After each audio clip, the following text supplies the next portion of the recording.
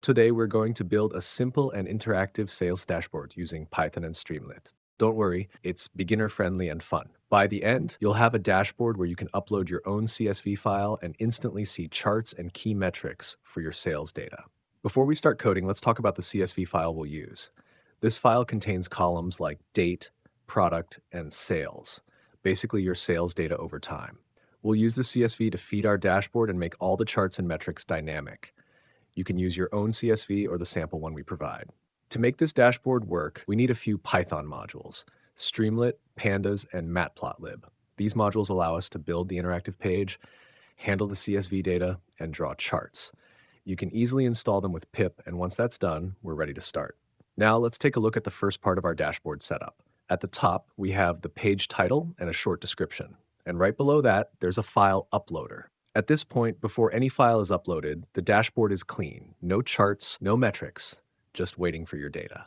All right, let's run the app together and see what happens.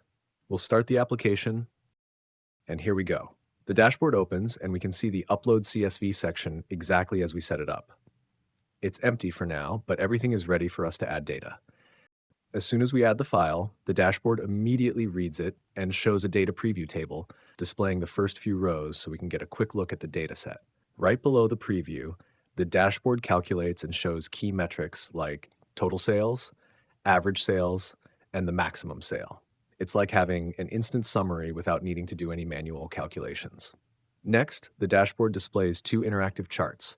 The first is a line chart showing sales over time, perfect for spotting trends, peaks, and dips. The second is a bar chart showing sales by product, so we can see which items are performing best. The charts are compact, neat, and clear. They update automatically as soon as the CSV is uploaded. So now we can see the dashboard fully in action.